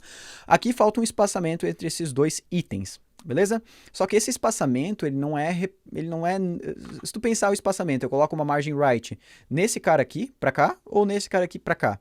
Não existe muita escolha certa, né? Eu poderia utilizar aqui também um grid, né? Começar a mexer com isso, mas para ficar de uma forma mais simples, eu vou vir aqui no nosso app, e dentro do app eu vou selecionar o main e vou dar um margin left 30 pixels, beleza? Só para a gente ter um espaçamento aqui entre esses itens aqui. Beleza, a nossa aplicação ela tá pronta. E é muito engraçado porque deixar essa aplicação aqui responsiva é muito simples também. Então, como que eu faço geralmente para deixar essa aplicação responsiva? Já é um bônus aí que eu vou dar para a semana OmniStack, muita gente me pede, né? Eu abro aqui um inspecionar elemento, eu vou diminuindo a tela e ele me dá aqui a largura em pixels da tela lá em cima, ó. Vou diminuindo até que eu vejo que o layout não se comporta muito bem, né? Então, aqui, ó, mais ou menos quando ele chega em 1060, eu acho que a gente já poderia fazer algum tipo de alteração. 1050 eu acho que ainda dá para aguentar, né? Então, o que que a gente vai fazer? Aqui teriam várias formas da gente melhorar esse layout, né? Aplicar responsividade, mas eu vou fazer a forma mais simples que eu vejo aqui, que é quando ele chega a menos de 1050 pixels, eu vou botar isso aqui para baixo desse item de cadastrar. Então, nós vamos fazer aqui uma media carry, né? Que a gente chama. E quando ele tiver com a largura, eu vou botar até 1000 pixels, acho que 1050 ainda ficou um pouco grande. Em 1000 pixels, eu vou pegar o nosso app e vou dar um flex direction column, né? Por padrão, ele é row. Então, a partir desse momento, eu venho aqui no Chrome, ó, quando eu diminuo para 1000 pixels, ele já vai colocar isso aqui para baixo. Até aí tudo bem, falta eu mexer em algumas coisas ainda. Então, aqui ainda dentro, eu vou pegar o nosso main, eu vou tirar aquela margem left que a gente tinha aplicado. Ó, ele vai perder essa margem left, mas eu preciso de uma margem top. Então 30 pixels, ficou bem legal. E eu vou pegar a nossa side e vou botar uma largura de 100%. Então agora já ocupou aqui inteiro. E agora eu posso reduzindo ainda mais, ó, só que ele também vai ficar ruim nas resoluções para celular. Então quando ele chegar aqui mais ou menos em 600 e poucos, eu tenho que dividir, deixar isso aqui com uma única coluna no grid, né, ao invés de duas. Então nós voltamos lá no main. E aqui a gente vai fazer o seguinte, vou também colocar uma media carry aqui. Quando a largura estiver menor que 650, o grid template columns aqui vai ser um FR, mas aqui eu preciso passar, né? Main UL, agora sim. Vai ser um FR apenas. Então, eu posso salvar, ó, e agora a gente já tem o layout responsivo, ó. Ele vai se adaptando conforme a tela. Então, a gente pode ver aí que utilizando Flex, deu o quê? 3 minutos, 4 minutos, a gente já fez o layout responsivo dessa aplicação. Claro que é simples, mas dá para aplicar esse mesmo conceito em interfaces mais complexas. Agora que a gente já tem toda a interface da nossa aplicação pronta, a gente vai para a parte funcional. Eu vou começar fazendo o seguinte, carregando a localização do usuário, acessando a API de navegação, de geolocalização do navegador, para obter a latitude e longitude do usuário e preencher nesses dois campos aqui. Então, bora lá. Para a gente conseguir obter a latitude e longitude do usuário aqui dentro da nossa aplicação, a gente vai precisar executar uma função do navegador que se chama Navigator. Ela está disponível de forma global aqui na web, .geolocation.getCurrentPosition. Essa função aqui ela já está disponível em todo o browser, né? Então no localhost você tem acesso à localização do usuário. Quando a sua aplicação estiver publicada, ela vai pedir uma permissão para o usuário, então assim que ele aceitar, ela vai executar. Essa função navigator.geolocation.getCurrentPosition, ela precisa ser executada uma única vez assim que o nosso componente for exibido em tela. Por que que eu não simplesmente rodo ela aqui fora? Quando a gente cria componentes dentro do React, é legal que todo o código que a gente execute esteja dentro do componente, porque assim, se em algum momento esse componente deixar de existir e em algum momento ele voltar a existir, né, vamos supor que eu esconda, que eu remova esse componente da tela e depois mostre ele de novo, eu preciso que isso aqui execute de novo. Se eu boto isso aqui fora do componente, ele vai executar uma única vez durante todo o ciclo de vida da minha aplicação. E eu quero, na verdade, que isso aqui execute uma única vez, porém, a cada vez que o componente for exibido em tela. É claro que esse app aqui ele vai ser exibido em tela uma única vez, mas vamos pensar que fosse um outro componente, então a gente sempre precisa que isso aqui fique dentro do próprio componente. Mas eu não posso também jogar isso aqui já logo aqui dentro. Por que que eu não posso jogar isso aqui já logo aqui dentro? Porque lembra que eu falei que a gente tem dois conceitos aqui dentro do React chamado estado e propriedade. O estado e a propriedade, ambos deles, né, toda vez que eles têm uma alteração no valor, tanto o estado quanto as propriedades, todo o meu componente é como se ele fosse executado de novo, é como se essa função aqui fosse executada do zero, para que ela consiga processar esse HTML aqui totalmente do zero. Então, se eu colocar essa função assim, logo no começo, toda vez que esse app tiver uma propriedade ou o seu estado alterado, isso aqui vai executar novamente. Então, eu não posso deixar isso acontecer. Claro que aqui ainda a gente não tem estado nem propriedade, mas mais para frente a gente vai ter sim. Então, o que que eu vou fazer para controlar quando essa função aqui vai executar? O React ele nos oferece uma função chamada useEffect. Esse useEffect basicamente serve para nós dispararmos uma função toda vez que uma informação alterar, ou uma única vez durante o mount, né, a renderização do componente. Então, esse useEffect ele recebe dois parâmetros. Primeiro parâmetro, qual função ele precisa executar. Segundo parâmetro, quando que essa função precisa executar. E aqui, basicamente, a gente manda um vetor, um array. Se esse vetor estiver vazio, essa função vai executar uma única vez. Isso aqui a gente chama de dependências do useEffect. Se aqui nós colocássemos, por exemplo, uma variável, toda vez que essa variável aqui tiver o seu valor alterado, ele vai executar o que tem dentro desse código aqui de novo. Então, o useEffect ele é utilizado para várias coisas aqui dentro do nosso componente. A gente vai ver isso mais para frente. Então, aqui dentro do useEffect, nós podemos colocar essa função aqui, navigator.geolocation.getCurrentPosition. Beleza? Vamos jogar aqui dentro. E agora, essa função aí, navigator.geolocation.getCurrentPosition, ela nos retorna se deu tudo certo, né, o primeiro parâmetro. Isso aqui é no formato de callback, né, ele não está no async await, mas o primeiro formato, a primeira função é a função de sucesso, então se deu certo ele vai nos retornar aqui a posição do usuário, e a segunda é a de erro. Caso deu errado, ele vai chamar essa função aqui.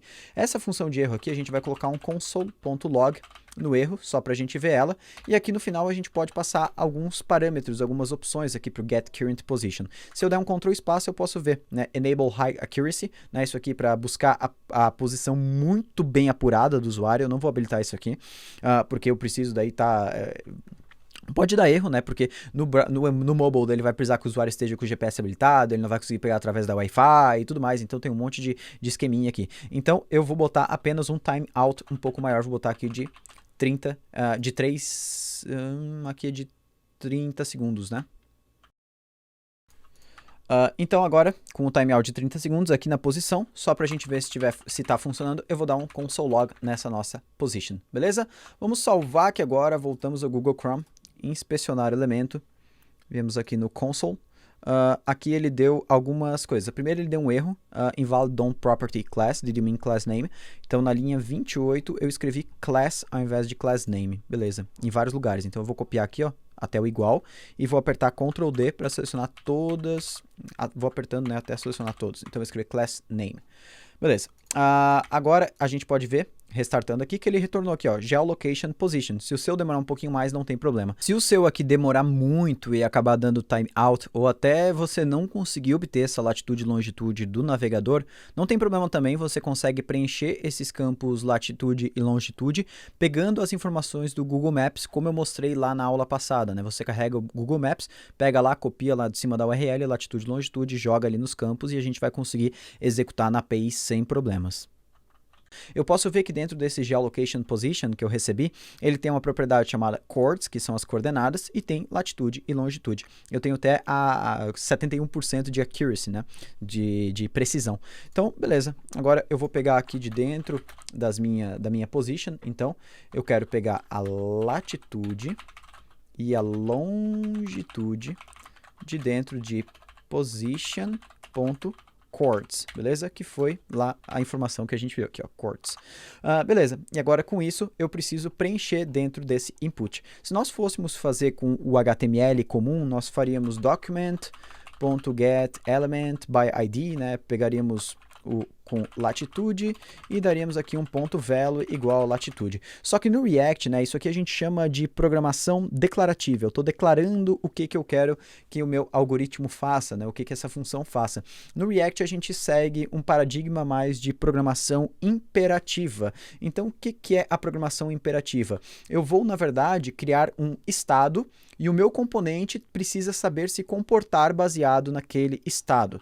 Então o que eu vou fazer? Eu vou criar um estado, a gente já falou sobre estado anteriormente, para armazenar o valor de latitude e de longitude. Lembra que a gente falou de estado, né? Então, latitude, e aqui eu vou ter uma função para setar esse valor, e o valor inicial, que a latitude vai começar aqui, eu posso botar como uma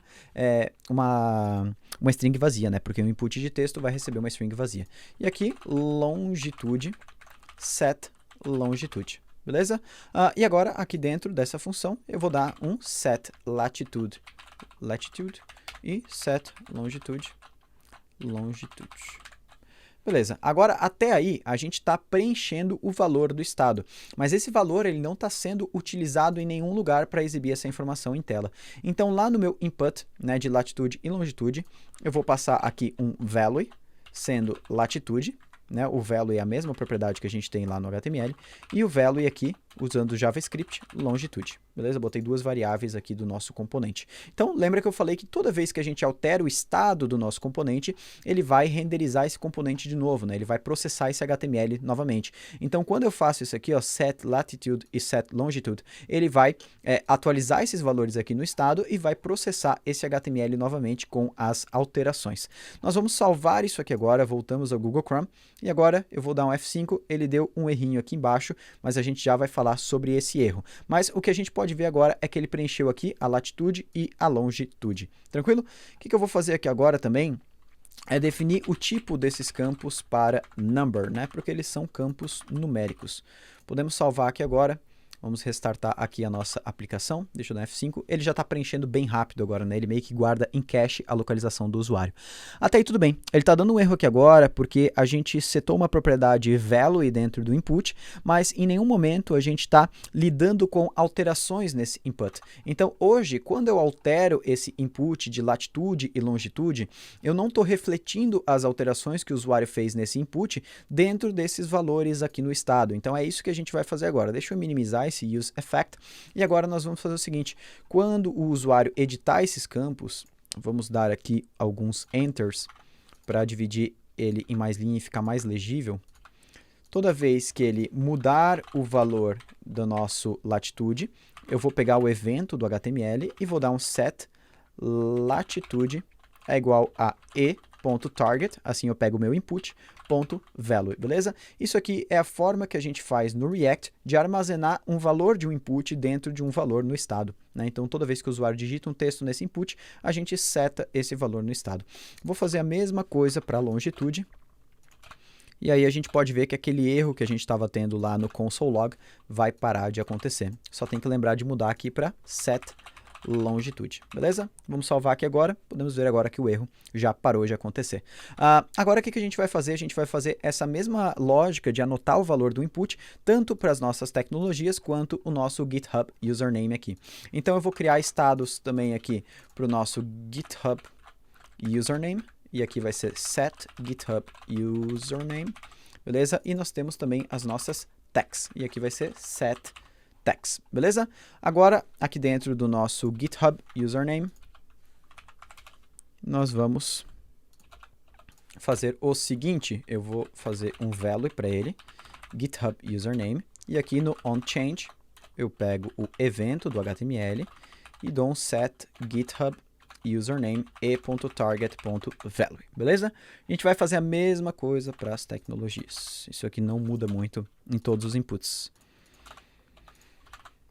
Aqui vai ser text e aqui vai ser set text. Beleza. A partir desse momento, a gente está armazenando todas as informações do nosso formulário dentro de variáveis no estado do nosso componente. E agora, quando a gente for utilizar essas variáveis, por exemplo, dentro de um submit do formulário, eu vou ter acesso em tempo real ao que o usuário digitou aqui no input. Então, é isso que a gente vai fazer agora. Eu vou criar uma função que vai ser disparada quando o usuário clicar no submit desse formulário. Então, eu vou criar uma função assíncrona aqui, chamada handle submit, beleza? Ou pode ser até handle add dev, beleza? E aqui ela vai receber, na verdade, um parâmetro, que é o evento. Por quê? Porque eu vou disparar essa função no submit do formulário. E aí, como o formulário no HTML ele tem um comportamento padrão que é enviar o usuário para alguma outra tela, a gente vai evitar esse comportamento padrão fazendo o seguinte, pegando o evento dele, dando e.prevent default, né? Eu estou prevenindo o comportamento padrão do formulário dentro do HTML.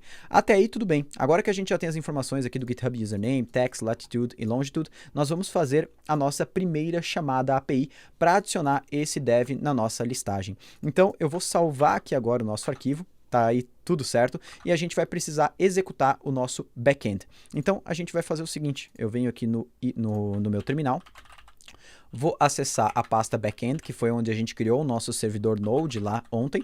Vou abrir essa pasta no Visual Studio Code, beleza? E agora eu vou fazer o seguinte, nós vamos acessar aqui o nosso index.js e a gente vai precisar fazer uma alteração bem simples aqui dentro desse index para fazer com que essa API seja acessível pelo nosso React. Por quê? O Node ele tem um comportamento padrão de evitar acessos externos à nossa API. Ele permite apenas acessos através do mesmo endereço. Como a nossa API está executando localhost 3333 e o nosso front-end está rodando no localhost 3000, ele tem esse bloqueio. Então a gente vai precisar instalar aqui uma extensão que vai remover esse bloqueio. Então eu vou começar adicionando essa extensão chamada CORS. Esse CORS é uma sigla para Cross Origin Resource Sharing, beleza? Se você quer ler um pouquinho mais sobre isso, depois é só procurar no Google sobre isso, você vai encontrar muita coisa. Mas eu vou importar aqui o CORS, beleza? E agora eu posso simplesmente dar um app use CORS, que é uma função, e aqui dentro eu posso passar alguns argumentos, né? Por exemplo, eu posso colocar que o origin é o mesmo da minha aplicação React, que é localhost 3000. Como eu não sei aonde vai estar executando a sua aplicação React, depois se você quiser rodar isso aqui online, eu vou deixar por enquanto dessa forma, apenas CORS. Você pode deixar assim também. O que ele vai fazer? Ele vai liberar o acesso externo para todo tipo de aplicação. Feito isso agora, eu vou rodar yarn dev aqui no nosso backend. Ele vai executar o backend. A gente aguarda um pouquinho para ver se ele conectou com o banco de dados, tudo certo. Aqui deu um errinho de deprecation, não tem problema nenhum, podemos deixar assim mesmo. Eu posso minimizar agora o backend. Eu não tinha salvo aqui, agora sim, salvei. Beleza, agora ele já rodou de novo. Então agora a gente vai voltar aqui no React e nós precisamos acessar essa API. Existe uma API nativa do próprio navegador para fazer chamadas a uma API REST, né, que é o Fetch, mas eu prefiro utilizar um carinha chamado Axios. Então aqui no front-end, no React, nós vamos instalar uma biblioteca chamada Axios. Então vamos lá, a gente vai instalar ela. Eu vou criar uma pastinha chamada Services aqui dentro do SRC e dentro eu vou chamar uma api.js, um arquivo. Aqui dentro nós vamos importar o Axios e eu vou criar uma constante API que é igual a axios.create. E aqui nos parâmetros nós vamos passar base URL. Veja bem como você digita esse base URL, porque precisa ser o base minúsculo, URL todo maiúsculo, tranquilo? E aqui nós vamos colocar http localhost 3333 e agora eu vou exportar isso aqui de dentro, default API. Beleza, podemos salvar isso aqui agora. Lá no nosso app.js, que é onde a gente vai precisar fazer a chamada API, eu vou importar services/API. Beleza, esse arquivo está ficando bem grande, mais tarde a gente vai separar em componentes, como eu falei. Por enquanto a parte estrutural eu gosto de fazer no arquivo, depois eu vou separando, mais fácil para a gente aprender mesmo o React em si, a parte mais didática. Então, handle add dev, a gente vai fazer uma chamada API aqui dentro. Const response igual await api.post. Por que post? Porque se a gente lembrar lá no Insomnia, quando eu vou cadastrar um dev, eu chamo o método post nessa URL aqui.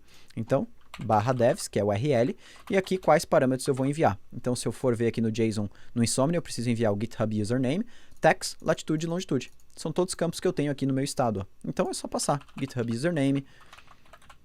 Vou passar aqui as tags, vou passar latitude e vou passar longitude.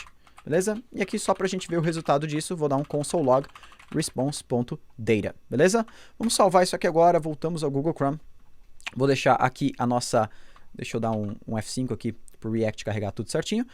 Venho aqui na aba Network. E agora a gente vai colocar um usuário do GitHub aqui que eu não tenho cadastrado ainda na minha aplicação. Então eu acho que eu só cadastrei o meu próprio usuário. Vou até no Insomnia aqui fazer uma listagem para ver quais usuários eu cadastrei. Só tem o Diego 3G. Então vou cadastrar aqui Robson Marques, só para a gente ver se deu certo. Tecnologia, o Robson mexia com Ruby, com HTML, com CSS e por aí vai. Vou botar JavaScript aqui também. Então vamos salvar aqui agora e vamos ver se deu certo. Ele salvou, a gente pode ver que ele fez a requisição aqui à API, né? Ó, já deu tudo certo, deu ok. Então aqui no preview a gente pode ver que o usuário foi cadastrado no banco, né? Ele retornou todas as informações aqui do próprio usuário. Se eu for lá no Insomnia e dar uma listagem, vou ver que agora já aparece também aqui o Robson Marques, além do Diego Fernandes. Então os dois usuários já foram cadastrados. Beleza, agora o que falta? Falta, assim que a gente cadastra o usuário, limpar esses campos, né? Tirar aqui o usuário, tecnologia, tudo mais. E também a gente tem que fazer essa listagem aqui, ela responder a isso, né? Toda vez que a gente adicionar um usuário novo, tem que aparecer esse usuário aqui dentro e também trazer esses usuários da API. Então bora lá, para limpar esses campos aqui, é muito simples. A gente só vem aqui depois de ter feito a chamada API, e a gente vai fazer o seguinte, set GitHub username vazio, e a gente vai fazer isso aqui para cada um. Set text vazio, o latitude e longitude eu não vou mexer. Beleza. Agora, esse response aqui a gente vai usar ele daqui a pouco, então, por enquanto, a gente não precisa mexer nele. O que falta agora? A gente cadastrar os devs e mostrar eles, né, buscar os devs da API e mostrar eles nessa listagem aqui. Então, para buscar os devs da API, a gente pode utilizar novamente o nosso useEffect, porque eu quero que essa busca dos devs na API, ela aconteça apenas uma única vez dentro do ciclo de renderização do componente. Então eu sempre coloco esse useEffect e passo esse array vazio, caso eu queira que aquilo execute apenas uma única vez. E aqui dentro, então, eu vou fazer a nossa chamada API. Como a nossa chamada API, ela pode demorar para responder, é uma promise, né? Eu quero utilizar o async await aqui dentro, eu não posso simplesmente vir aqui e jogar async nessa função. Isso aqui até, deu erro aqui, ele não é recomendado pelo React. Então, o que a gente vai fazer? Eu vou criar uma nova função aqui dentro, chamada loadDevs, né? Para carregar os devs da aplicação.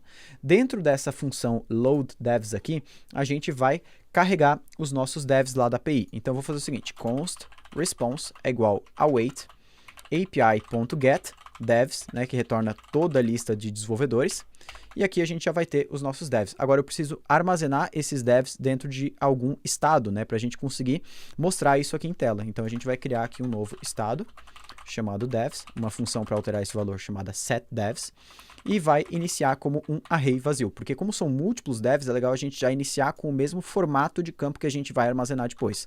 Então aqui, setDevs é igual a response.devs. data, né? Tudo que vem lá da nossa API. E agora eu preciso aqui, antes de fechar, chamar essa função para ela executar assim que esse useEffect for executado. Beleza, agora a gente já vai ter os devs dentro dessa variável devs aqui. Então nós vamos lá embaixo aqui na nossa UL. E agora o que a gente quer fazer? A gente quer repetir essa parte aqui, ó, esse list item, para cada um dos devs. Então eu vou apagar os outros list item, vou deixar só esse. E agora eu vou fazer uma coisa bem interessante que a gente pode fazer aqui no React. Eu vou colocar uma expressão JavaScript aqui dentro, né, um código JavaScript, por isso eu sempre começo com chaves. Eu vou pegar a nossa variável devs e vou percorrer ela utilizando um map. Né? Assim eu vou percorrer o array e retornar alguma coisa. Retornar o quê? Esse conteúdo JSX aqui, ó, toda essa LI. Então, para cada um dos devs, eu vou retornar, para isso eu coloco parênteses por volta, porque o nosso JSX ele tem mais de uma linha. Cuida para não colocar chaves aqui por volta, porque se você coloca chaves, você está declarando o corpo da função. Eu não estou colocando chaves, por quê? Porque eu estou declarando o retorno da função. São duas coisas diferentes. Isso aqui é a mesma coisa que se a gente colocasse chaves e aí desse um return, né? Mesma coisa, eu só estou botando numa sintaxe menor aqui dentro. Agora eu vou trocando os campos aqui, ó. Para a imagem, eu vou colocar uma variável JavaScript chamada dev.avatarURL. Aqui no out da imagem, no texto alternativo, dev.name. Aqui também, a gente coloca sempre com essa variável JavaScript, né, sempre com chaves por volta, dev.name. Aqui nós vamos colocar dev.text, mas isso aqui é um array, então eu vou juntar esse array separado por vírgula espaço, né, por isso que eu vou dar um join. Aqui eu vou botar a biografia do dev, então vamos colocar aqui o dev.bio, e aqui nós vamos colocar o usuário dele. Então aqui, para eu colocar uma variável aqui, a forma mais simples é assim, ó. A gente vai copiar essa URL daqui, vou colocar dessa forma, e agora eu boto um template strings, né, que a gente consegue colocar variável dentro. Então agora aqui, ó, eu boto o dev.github username. Beleza? Eu acho que a gente finalizou. Só uma coisa, se eu salvar isso aqui agora, a gente vem aqui na nossa aplicação React, eu posso aguardar um pouquinho, ele fez a chamada API aqui e já preencheu, ó, Diego Fernandes e Robson Marques, já deu certo. Porém, se eu venho no console, ele deu erro aqui, ó, each child in a list should have a unique key prop. Então, o que isso aqui está querendo dizer? Quando a gente coloca um map, quando a gente faz uma iteração, a gente percorre um array dentro aqui da nossa renderização, o primeiro item dentro desse map, ele precisa ter uma propriedade chamada key, que e o valor dela precisa ser qual é a informação única que a gente tem para cada um desses itens aqui. E no caso, eu tenho um ID, né, com underline na frente, então eu posso utilizar esse ID. Vamos lá? A gente salvou aqui agora, já deu certo. Beleza, já tem aqui o Diego Fernandes e o Robson Marques. A única coisa que está acontecendo é que quando eu cadastro um novo dev, aqui pelo formulário de cadastrar, se você tentar aí se você tentar cadastrar algum dev novo, você vai ver que esse dev ele não vai aparecer automaticamente aqui na lista. Por quê? Porque a nossa chamada API para carregar os devs, né, para carregar a listagem de devs, ela acontece uma única vez no começo do componente. Então, quando eu cadastrar um novo dev aqui, não vai aparecer automaticamente aqui dentro. Então, o que eu vou fazer? Lembra que aqui nessa função handle add dev, a resposta que a API me dá quando eu cadastro um dev, eu tenho até um exemplo aqui, ó, quando eu cadastro um dev, ele me dá o objeto desse dev que foi cadastrado. Então, eu só preciso pegar esse novo dev que foi cadastrado, pegar esse objeto inteiro e incluir ele no final desse array aqui, ó, no final desse array de devs. Então, é isso que a gente vai fazer. Aqui embaixo, eu vou fazer o seguinte, set devs. Como isso aqui, ele vai setar o valor completo dessa variável, eu não posso simplesmente jogar response.data, porque senão ele vai sobrescrever todo o valor desse estado aqui com a resposta dessa chamada, com um único dev. Então, o que eu quero fazer aqui dentro? Eu quero criar um array. Como aqui eu estou usando os conceitos de imutabilidade, eu não posso simplesmente utilizar um ponto .push ali dentro, devs.push. Não existe isso no React, a gente não pode fazer, eu sempre tenho que criar a informação do zero. Então, eu vou criar um array do zero, eu vou copiar todos os devs que eu já tenho lá dentro do meu estado e eu vou adicionar esse novo no final, response.data. É assim que a gente faz uma adição dentro de um array no JavaScript. Se fosse uma remoção, a gente utilizaria o ponto .filter, né? Se fosse até uma alteração, a gente poderia usar o ponto .map e por aí vai. Vou salvar isso aqui agora. Venho aqui no Google Chrome e nós vamos fazer um teste. Vamos lá, ele demora um pouquinho para carregar as informações aqui. Eu vou cadastrar um usuário chamado Clayton Souza. Tecnologias aqui eu vou botar Vue.js, React.js e JavaScript. Beleza, vamos salvar aqui agora E a gente pode ver que assim que eu terminei de salvar, o Clayton já apareceu aqui na listagem. Então, a parte funcional aqui da nossa aplicação no React já está bem legal. O que a gente pode fazer ainda é separar um pouquinho em mais componentes para melhorar aqui a visibilidade, né? Porque a gente tem tudo hoje no componente, estruturar um pouquinho melhor as pastas aqui. Então, bora fazer isso antes de terminar essa aula. Primeira coisa que eu olho quando eu vou separar aqui o meu componente em outros componentes é o que eu consigo isolar sem mexer no restante do código, sem ter que atingir o restante do código, né, influenciar. Então, primeira coisa que eu acho que eu consigo mexer é esse list item aqui. Eu consigo transformar isso aqui que eu estou sublinhando, né, em um componente, porque tudo que tem dentro dele não depende nada de fora, depende no máximo dessa variável dev que eu consigo passar como uma propriedade aqui para dentro.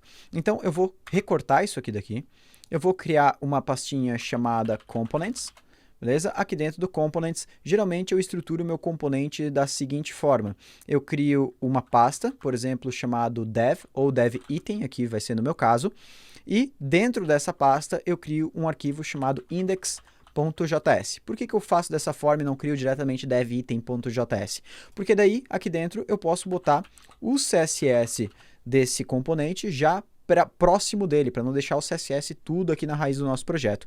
Então agora aqui dentro eu vou começar importando o React e vou exportar aqui dentro function dev item return aquele HTML que a gente copiou lá de dentro. E aqui embaixo vou dar um export default dev item, beleza? Agora a gente pode ver que a informação que está faltando para a gente é o dev, que a gente vai receber através das nossas propriedades. Então eu posso pegar as nossas propriedades aqui dentro e fazer algo dessa forma, é igual a props, beleza? Eu vou fazer uma desestruturação, ou eu posso colocar a desestruturação diretamente aqui dentro. Ó. Eu quero pegar a propriedade dev, simplesmente assim, não preciso pegar as props e depois pegar props.dev. E aí lá no nosso app, nós precisamos importar esse dev item de dentro de components /dev item, e aqui eu não preciso colocar o index, né? Ele vai pegar automaticamente, ele sempre pega o index na pasta. E agora, como isso aqui é um componente, eu posso jogar ele nesse formato aqui. E agora nós vamos passar uma propriedade chamada dev, lembra, né, que eu quero pegar uma propriedade chamada dev, então eu preciso passar uma propriedade chamada dev. E agora, lembra aquele key que estava aqui no nosso LI? Ele sai daqui e vem aqui para o app. Porque agora é o dev item que é o nosso primeiro elemento dentro do map, né? Então é nele que eu vou colocar o identificador de unidade aqui, o identificador de cada dev, né? Qual item é único dentro do dev. Beleza, então já tem um componente que a gente criou. Eu posso agora importar também o arquivo styles.css que está dentro dessa pasta, e aí toda a estilização que é do dev item, eu vou passar aqui para dentro. Então a gente vem aqui no nosso main.css e vou copiar toda essa parte aqui, ó, do dev item aqui para dentro, beleza? Então a gente já isolou um componente aqui da nossa aplicação, vou salvar todos os arquivos agora. Vem aqui no Google, eita, esse iTunes, olha, eu vou te contar mesmo. Vamos aqui no Google Chrome, beleza, ó, tudo funcionando igual. A gente só isolou um componente e a gente fez com que o nosso arquivo main.css fique mais limpo e também o nosso app.js também está mais limpo, beleza? Ainda, eu poderia diminuir um pouco mais ainda o nosso componente. Então, o que eu vou fazer? Tá vendo todo esse nosso formulário? Eu vou separar isso aqui também em outro componente. Eu vou chamar ele de dev form. Então, eu vou copiar ele aqui.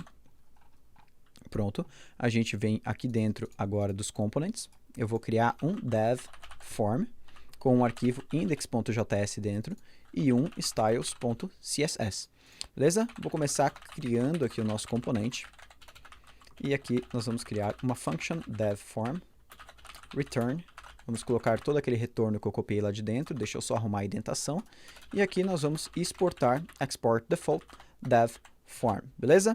Agora, a gente pode ver que tem várias coisas faltando aqui dentro, né? A gente tem várias informações que estão faltando, que a gente não tem acesso ainda. Então, a gente vai precisar consertar isso aqui. Então, bora lá. Primeiramente, os valores aqui do input e as funções, né? Os estados que a gente utiliza para armazenar cada um desses valores aqui do formulário. Será que eles são importantes aqui para o restante da aplicação? O restante da aplicação aqui, no caso, é só a listagem dos devs. Eu acho que não, né? Porque a listagem de devs ela não depende desses valores aqui do input. Então eu posso passar isso aqui para dentro aqui do nosso dev form. E assim eu já matei aqui a necessidade, ó, de vários erros que a gente tinha antes. O que está faltando aqui agora é a função handle add dev, que a gente não tem permissão para utilizar ela.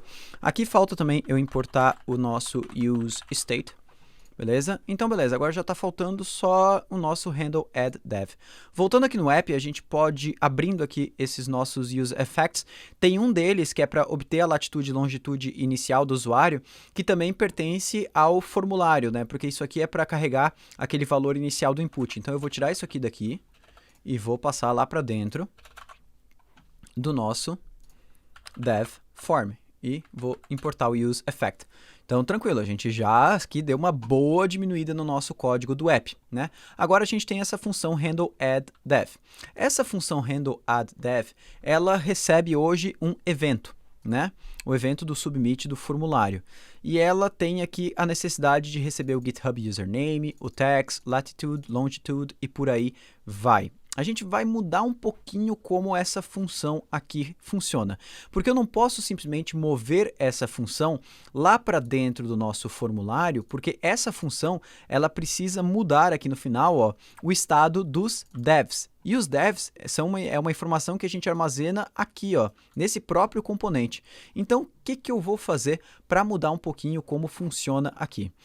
Eu vou começar importando o nosso dev form, beleza? Já mudei aqui, ó, e vou colocar ele aqui dentro, abaixo do nosso strong. E aí, aqui para o nosso dev form, eu vou enviar uma função chamada onSubmit, beleza? E vou mandar esse handle add dev, beleza? Então agora eu estou enviando essa função lá dentro. Agora esse handle add dev aqui, o que eu vou fazer? Eu vou lá no nosso dev form e vou criar uma outra função aqui dentro, chamada handle submit. Tanto faz, poderia ser handle add dev também. E aqui, nas nossas propriedades, eu vou buscar essa propriedade aqui chamada onSubmit. Então, vou pegar aqui o onSubmit dentro desse componente. Então, agora, quando eu chamar essa função onSubmit de dentro desse dev form, você pode entender que eu estou chamando essa função handle add dev aqui do nosso app. Ou seja, o componente pai, ele pode passar como uma propriedade para o componente filho uma função, para que esse componente filho execute essa função. Então, é isso que eu vou fazer aqui dentro. Então, dentro desse handle submit aqui, eu vou executar a nossa função onSubmit em algum momento. Beleza? Aqui, deixa eu trocar esse handle add dev por handle submit. E agora, o que a gente vai fazer? Aqui, esse handle submit é ele que vai precisar receber o evento e fazer aquele e.preventDefault, porque é essa função aqui que está sendo utilizada dentro do onSubmit aqui do nosso formulário. Então, é ela que recebe o evento. Esse nosso onSubmit aqui, ele vai receber, ao invés do evento, ele vai receber os dados para eu cadastrar um novo dev. Então, tudo isso aqui, ó, eu vou passar aqui como data, beleza? E posso tirar essa primeira linha do prevent default. Então, agora, aqui dentro, eu vou fazer o seguinte, eu vou passar todo aquele nosso objeto com os dados do usuário. Como isso aqui é uma função assíncrona, eu posso aguardar ela finalizar utilizando um await. Beleza? E aí isso aqui também precisa ser assíncrono, né? Sempre que eu quiser utilizar o await, a função por volta precisa ser assíncrona. E agora eu vou mover isso aqui, ó, lá para o final, aqui. E agora, teoricamente, né? Agora, quando ele terminar de fazer o submit, ele vai setar os valores, né, do GitHub username e das tecnologias para um valor em branco, né? Eu mudei isso aqui para cá porque esse set GitHub username e esse set text estão aqui nesse componente. Então agora a gente isolou mais um componente e a gente tem o nosso código bem menor. O nosso app aqui ele está bem menor. Aqui a gente ainda poderia aplicar mais alguns conceitos do React que você pode dar uma estudada aí mais para frente, que são são conceitos como, por exemplo, o de contexto dentro do React, a API de contexto. Ela facilitaria a gente lidar com essa transição de dados entre o componente pai e o filho, para a gente não precisar ficar usando tudo via propriedades, passar aqui via onSubmit e tudo mais. Beleza? Então agora a gente está aí com um componente bem menor e eu acho que a gente deu uma boa finalizada na nossa aplicação. Essa aula foi bem longa, mas se mesmo assim tu assistiu essa aula aí e tá louco para continuar aplicando os teus conhecimentos no React, continuar sendo desafiado, eu recomendo que você continue aquele desafio que eu te propus lá na aula de Node, de fazer a parte de de edição, de deletar um dev. Então, quando o usuário, ele bota um botãozinho aqui para ele poder excluir esse usuário e remover lá de dentro do banco de dados. E quem sabe você vai mais a fundo ainda, criar um botão de editar e aí preencher as informações aqui do dev ou ir para outro formulário, né, porque as informações vão ser diferentes, e poder editar o desenvolvedor. Então, fica aí se você quiser mais a fundo, mas claro, isso é totalmente opcional, não tem tanta necessidade de fazer agora. Se você está correndo contra o tempo aí, com certeza a melhor coisa a se fazer agora é acompanhar o conteúdo em vídeo que a gente passa aqui, e aí sim você já vai estar pronto para depois, mais para frente, continuar estudando todos os outros conceitos do React, beleza? Se você ainda não faz parte da nossa comunidade, entra lá e participa, porque é esse networking que vai te ajudar a alcançar os seus objetivos muito mais rápido. Eu te espero aqui amanhã. Abraço.